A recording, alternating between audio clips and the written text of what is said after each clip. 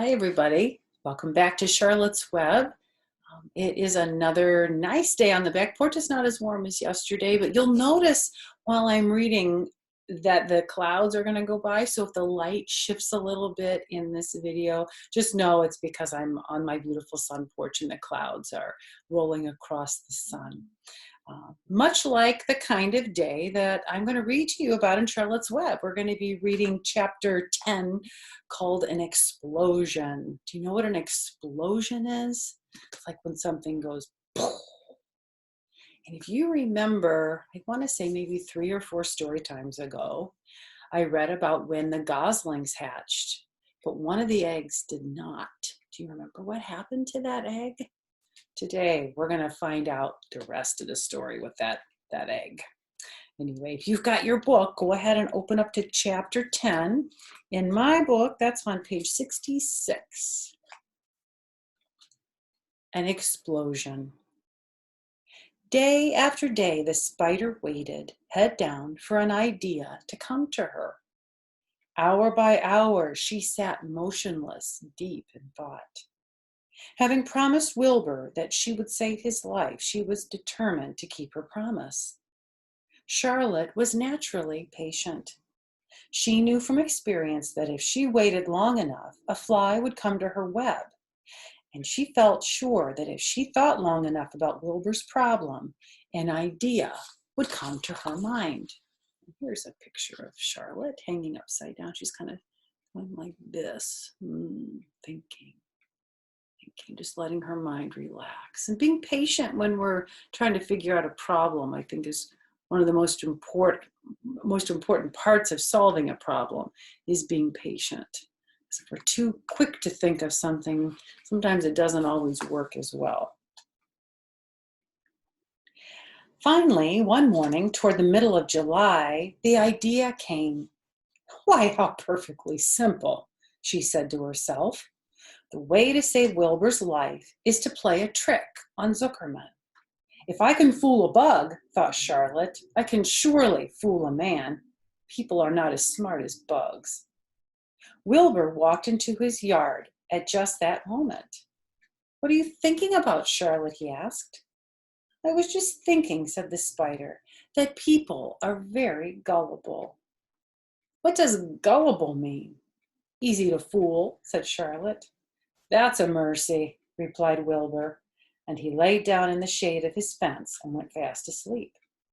The spider, however, stayed wide awake, gazing affectionately at him and making plans for his future. Summer was half gone, so she knew she didn't have much time. That morning, just as Wilbur fell asleep, Avery Arable wandered into the Zuckerman's front yard, followed by Fern. Avery carried a live frog in his hand. Fern had a crown of daisies in her hair. The children ran for the kitchen. Did you see my kitty just run across? She likes being out on the porch with me. Just in time for a piece of blueberry pie, said Mrs. Zuckerman. Look at my frog, said Avery, placing the frog on the drain board and holding out his hand for pie. Take that thing out of here, said Mrs. Zuckerman. He's hot, said Fern. He's almost dead, that frog. He is not, said Avery. He lets me scratch him between the eyes. The frog jumped and landed in Mrs. Zuckerman's dishpan full of soapy water. You're getting your pie on you, said Fern. Can I look for eggs in the henhouse, Aunt Edith? Run outdoors, both of you, and don't bother the hens. It's getting all over everything, shouted Fern. His pie is all over his front. Come on, frog, cried Avery. He scooped up his frog. The frog kicked, splashing soapy water onto the blueberry pie. Another crisis, groaned Fern. Let's swing in the swing, said Avery. The children ran to the barn. Mr. Zuckerman had the best swing in the county. It was a single long piece of heavy rope tied to the beam over the north doorway. At the bottom end of the rope was a fat knot to sit on. It was arranged so that you could swing without being pushed. You climbed a ladder to the hayloft, Then, holding the rope, you stood at the edge and looked down and were scared and dizzy. Then you straddled the knot so that it acted like a seat. Then you got up all your nerve, took a deep breath, then jumped. For a second, you seemed to be falling to the barn floor far below. But then suddenly the rope would begin to catch you, and you would sail through the barn door going a mile a minute with the wind whistling in your eyes and ears and hair. Then you would zoom upward into the sky and look up at the clouds, and the rope would twist, and you would twist and turn with the rope. Then you would drop down, down, down out of the sky and come sailing back into the barn, almost into the hayloft. Then sail out again, but not quite so far this time. Then in again, not quite so high. Then out again, then in again, then out, then in. And then you jump off and fall down and let somebody else try it. Mothers for miles around worried about Zuckerman's swing. They feared some child would fall off, but no child ever did. Children almost always hang on tighter to things than their parents think they will. Avery put the frog in his pocket and climbed to the hayloft. The last time I swang in this swing, I almost crashed into a barn swallow, he yelled. Take that frog out, yelled Fern. Avery straddled the rope and jumped. He sailed out through the door, frog and all, and into the sky, frog and all. Then he sailed back into the barn. Your tongue is purple, screamed Fern. So is yours, cried Avery, sailing out again with the frog. Well, I have hay inside my dress. It itches, called Fern. Scratch it, yelled Avery as he sailed back. It's my turn, said Fern. Jump off. Fern's got the itch, sang Avery. When he jumped off, he threw the swing up to his sister. She shut her eyes tight and jumped. She felt the dizzy drop, then the supporting lift of the swing. When she opened her eyes, she was looking up into the blue sky and was about to fly back through the door. They took turns for an hour. When the children grew tired of swinging, they went down toward the pasture and picked wild raspberries and ate them. Their tongues turned from purple to red. Fern bit into a raspberry that had a bad-tasting bug inside and got discouraged. You know what discouraged means? That means like, oh, I don't want to do this anymore. Yuck. Avery found an empty candy box and put his frog inside it. The frog seemed tired after his morning in the swing. The children walked slowly up toward the barn. They too were tired and hardly had energy enough to walk. Let's build a tree house, suggested Avery. I want to live in a tree with my frog. I'm going to visit Wilbur, Fern announced.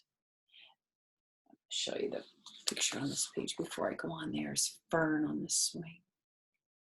You can see Avery all the way up here. I think he's eating his pie. Yeah, he's eating his pie up there. Do you remember what kind of pie they had? What kind of pie was that? Blueberry pie. That's why their tongues went from blue to red when they ate the raspberries. Would you like to go on that swing? I like swings, but I don't know. If you've listened to me read any of the Fox books, you'll know I don't like high places. So I don't know if I'd want to jump from that high place, but I would love to swing. It looks like a lot of fun. So now they're going to go visit Wilbur. They climbed the fence into the lane and walked lazily toward the pig pen. Wilbur heard them coming and got up. Avery noticed the spider web, and coming closer, he saw Charlotte. Hey, look at that big spider, he said. It's tremendous. Do you know what tremendous means? That's a made-up word. He really means tremendous, which means huge and awesome. Leave it alone, commanded Fern. You've got a frog. Isn't that enough? That's a fine spider, and I'm going to capture it, said Avery. He took the cover off the candy box. Then he picked up a stick. I'm going to knock that old spider into this box, he said. Wilbur's heart almost stopped when he saw what was going on. This might be the end of Charlotte if the boy succeeded in catching her. "You stop it, Avery!" cried Fern. Avery put one leg over the fence of the pig pen. He was just about to raise his stick to hit Charlotte when he lost his balance. He swayed and toppled and landed on the edge of Wilbur's trough. The trough tipped up and then came down with a slap. The goose egg was right underneath. There was a dull explosion as the egg broke, and then a horrible smell. And there's a picture. Do you remember? I forget who said it earlier in the earlier chapter, but they said if that goose egg broke, it would be really stinky. And look, can you see Templeton going down into his hole? Uh-oh, P.U. Fern screamed. Avery jumped to his feet. The air was filled with the terrible gases and smells from the rotten egg. Templeton, who had been resting in his home, scuttled away into the barn. "Good night," screamed Avery. "Good night. What a stink. Let's get out of here." Fern was crying. She held her nose and ran toward the house. Avery ran after her, holding his nose. Charlotte felt greatly relieved to see him go. It had been a narrow escape. Later on that morning, the animals came up from the pasture. The sheep, the lambs, the gander, the goose, and the 7 goslings. There were many complaints about the awful smell, and Wilbur had to tell the story over and over again of how the arable boy had tried to capture Charlotte, and how the smell of the broken egg drove him away just in time. "It was that rotten goose egg that saved Charlotte's life," said Wilbur. The goose was proud of her share in the adventure. "I'm delighted that egg never hatched," she gabbled. Templeton, of course, was miserable over the loss of his beloved egg, but he couldn't resist boasting. "It pays to save things," he said in his surly voice. "A rat never knows when something's going to come in handy. I never throw anything away." "Well," said one of the lambs, "this whole business is all well and good for Charlotte, but what about the rest of us? The smell is unbearable. Who wants to live in a barn that is perfumed with rotten egg?" "Don't worry, you'll get used to it," said Templeton. He sat up and pulled wisely at his long whiskers, and then crept away to pay a visit to the dump. Do you know what a dump is? Dump is where people like dump their garbage. We have garbage picked up every week, but sometimes when you live in the country, you have to take your garbage to a dump where you literally just dump it. When Lurvy showed up at lunchtime carrying a pail of food for Wilbur, he stopped short a few paces from the pig pen. He sniffed the air and made a face. "What in thunder?" he said. Setting the pail down, he picked up the stick that Avery had dropped and pried the trough up. "Rats," he said. "Phew, I might have known a rat would make a nest under this trough. How I hate a rat." And Lurvy dragged Wilbur's trough across the yard and kicked some dirt into the rat's nest, burying the broken egg and all Templeton's other possessions. Then he picked up the pail. Wilbur stood in the trough, drooling with hunger. Lurvy poured. The slops ran creamily down the pig's eyes and ears. Wilbur grunted. He gulped and sucked and gulped, making swishing and swooshing sounds. Can you swish and swoosh like you're slurping up through a straw? He was anxious to get everything at once. It was a delicious meal. Skim milk, wheat middlings, leftover pancakes, half a donut, a rind of summer squash, 2 pieces of stale toast, a third of a ginger snap, a fish tail, 1 orange peel, several noodles from a noodle soup, the scum off a cup of cocoa, an ancient jelly roll, a strip of paper from the lining of the garbage pail, and a spoonful of raspberry jello. Some of those things sound interesting, but I don't know if I'd want them all at once, but I know a pig sure would. Wilbur ate heartily. He planned to leave half a noodle and a few drops of milk for Templeton. Then he remembered that the rat had been useful in saving Charlotte's life, and that Charlotte was trying to save his life, so he left a whole noodle instead of a half. Now that the broken egg was buried, the air cleared and the barn smelled good again. The afternoon passed and evening came. Shadows lengthened. The cool and kindly breath of evening entered through doors and windows. Astride her web, Charlotte sat moodily eating a housefly and thinking about the future. After a while, she bestirred herself. She descended to the center of the web, and there she began to cut some of her lines. She worked slowly but steadily while the other creatures drowsed. None of the others, not even the goose, noticed that she was at work. Deep in his soft bed, Wilbur snoozed. Over in their favorite corner, the goslings whistled a night song. Charlotte tore quite a section out of her web, leaving an open space in the middle. Then she started weaving something to take the place of the thread she had removed. When Templeton got back from the dump around midnight, the spider was still at work. Tomorrow, I'm going to read a chapter called The Miracle.